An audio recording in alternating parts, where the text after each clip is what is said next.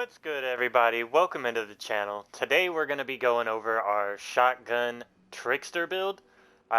This build is a ton of fun to run. It's going to put out great damage, so if you're looking to run any kind of death shield trickster build, I definitely would recommend this setup. And without further ado, let's get right into it. So as I mentioned, we're going to be running the Death Shield. We're going to leave Fortress on there. We're going to put Dark Sacrifice at the bottom. This shotgun is going to be absolutely phenomenal for this setup. Fortress giving that 43% bonus damage, and Dark Sacrifice giving us 75% weapon damage. Now it's going to drain a little bit of your health in order to achieve that, but as long as you're killing things fast enough, you're going to be generating shield on your character. So this build can get a little bit squishy, but again, as long as you're up in the fight, killing things rather quickly, which this build will allow you to do, you should be fine. So let's get into the armor here. Now, you don't have to run the Trespasser's Cowl. The reason why I'm doing that, it's already got the passive bonuses that we're looking for. We want to run bonus firepower, close range damage, and cooldown reduction on all 5 pieces of our armor. So with the fact that it's already got that, and it comes with long range, which is going to triple our time rift skill range, it just made sense to go ahead and run that. We don't have to worry about farming for that perfectly rolled epic helmet. We just went ahead and put on the Trespasser's Cowl. Plus, it looks pretty damn cool, too. So at the top, we did put instant reload on there, which is going to come from the cowl that you can see here. You might ask, well, why aren't you just running the cowl? Unfortunately, it doesn't come with cooldown reduction. It's going to have healing received. So if you don't have the Trespasser's helmet, you don't have an epic helmet that's rolled exactly the way you want it, but you do have the cowl, you could run that. I do recommend having that extra cooldown right there. The lower you can get that cooldown, it's really, really going to help you out with this setup. So with our chest piece, we're going to run Geiger's Wave, which is going to allow us to apply vulnerable to every enemy that is affected by our time rift. And since our time rift range is tripled, you're going to be able to apply vulnerable to a ton of enemies, which is really, really nice to have, because any enemy that's marked with vulnerable is going to debuff them, allow you to do extra damage to the target. And we're going to throw pain transfer on the bottom as well. Now this recently just got a buff. It used to do 10% weapon damage was shared between enemies that are affected by the time rift. So say if I hit a group of enemies with time rift and I'm shooting at one enemy, all the other enemies that are affected by that time rift are going to share 20% of the weapon damage I'm doing to the target that I am shooting at. So pain transfer is a really, really good mod to run here. Just allows you to do damage to multiple enemies at the same time. Now with our pants, we are going to run Radiation Jump. That's going to allow our Hunt the Prey to apply vulnerable as well, just so that way it's another way to debuff enemies that are on the field. Certain enemies are going to be tough to hit with the time rift. Alphas, brood mothers that like to put on the that little anomaly armor, that maybe your time rift isn't going to lift them up into the air. Other enemies such as warlords, enemies that can put that yellow shield around them that is going to allow them to be immune to anomaly and stuff like that.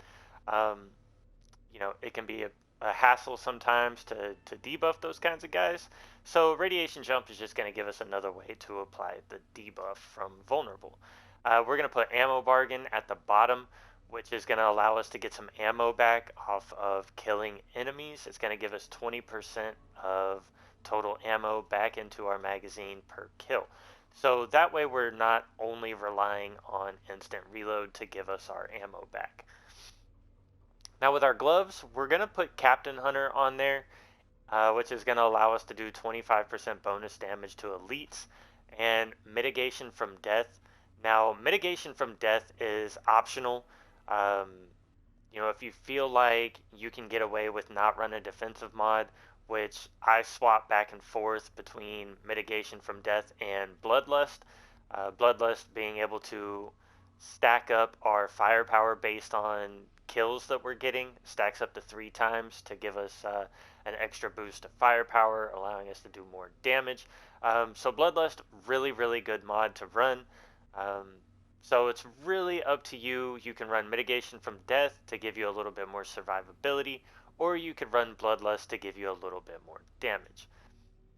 And with our boots here, we've got strong twist, which is going to allow us to do a bonus 15% firepower whenever twisted rounds is active. And then personal space. That's going to give us a bonus of 25% close range weapon damage.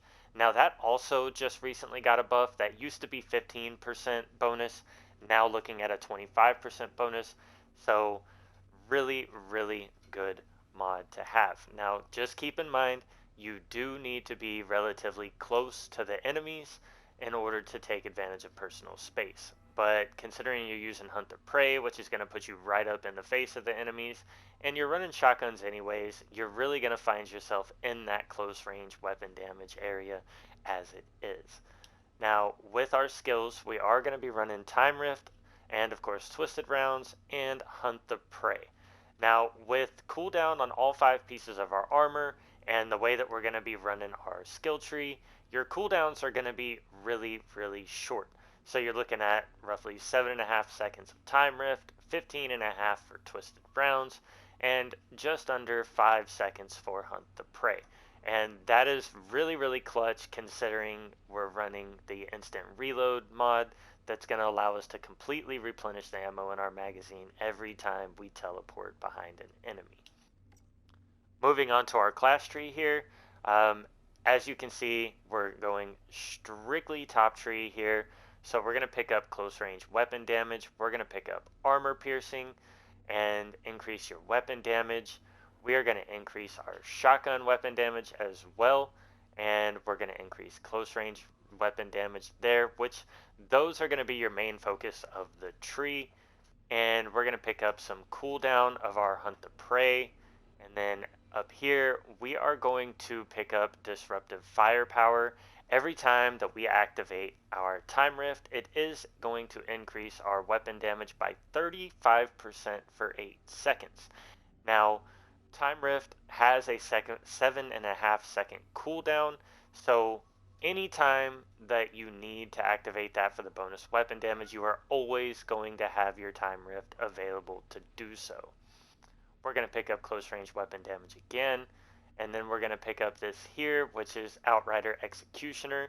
Every time we activate our Hunt the Prey, that's going to give us 35% increase to weapon damage for 8 seconds. And again, that has an under 5 second cooldown. So using both of those together back to back is going to give you an increase of 70% weapon damage for 8 seconds. So massive, massive boost to our weapon damage there. We're going to pick up some more armor piercing there.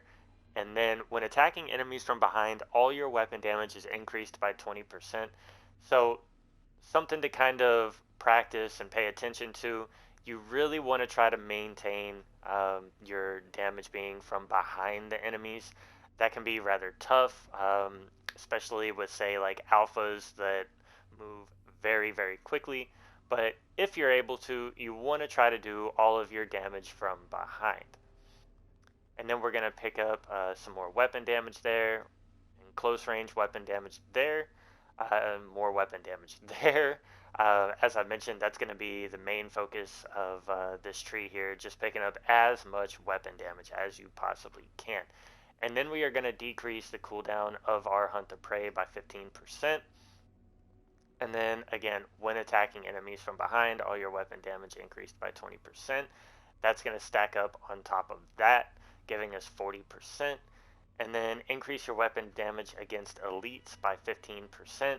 So with Captain Hunter that we're running, that's going to give us a total of 40% extra damage to elites. And then we're going to pick up this here, which is going to increase the magazine size by 50%. So that's going to knock our death shield ammo up to 15 in the mag. And then we're going to increase our shotgun weapon damage here by 12%. And then cold calculation for each enemy in close range, your weapon damage is increased by 8%. Now 8% doesn't sound like a lot, but in plenty of expeditions, you're going to find yourself staring at a large group of riflemen, preferos, things like that. You know, alphas travel in packs as well. So being able to get, that 8% that's going to stack up is, it actually adds up to quite a bit. I think you'll be surprised on how high that actually will get your firepower. So that's what we're going to be running for our build here. Um, Now, the firepower should look somewhere about like that. Keep in mind, I did get rather lucky with my death shield drop of a 98.2. So if the shotgun that you're running is, going to be a lower base firepower than that, that may be why your firepower probably doesn't look like that 195k. So if you throw the build together and all of a sudden you're thinking, well, why is my firepower 190, 185? What did I do wrong? Just something to keep in mind that that is going to be affected by the base firepower of the shotgun that you have equipped. It's not really going to matter what you have in the other two slots here. You can pretty much throw whatever you want to here.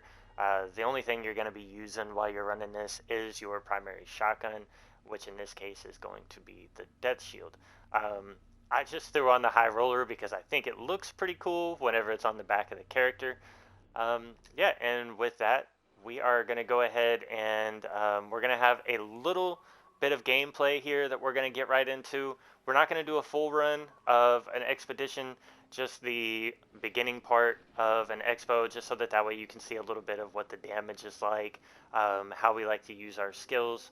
Something to keep in mind, I'm typically not a firepower guy, so you may see a couple of mistakes here and there, but also, hey, if you're somebody that is used to running a firepower build, just keep in mind that if I am able to do what you're going to see in this video, sky's the limit with what you can do with this setup. So hope you all enjoy, and without further ado, let's get right into it.